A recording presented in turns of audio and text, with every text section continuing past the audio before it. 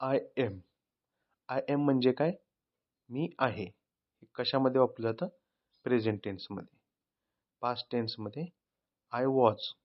I was म्हणजे मी होतो. आय वॉज म्हणजे मी होतो. I will be. I will be म्हणजे मी असेन. I will be. I will be म्हणजे मी असेन. I have. आय हॅव म्हणजे माझ्याकडे आहे. हॅव म्हणजे आहे.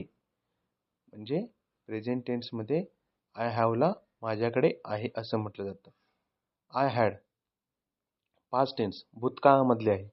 I had. आय हॅड म्हणजे माझ्याकडे होते. होते जेव्हा असेल त्यावेळी भूतकाळामध्ये हॅडचा उपयोग केला जातो. I will have. माझ्याकडे असेल.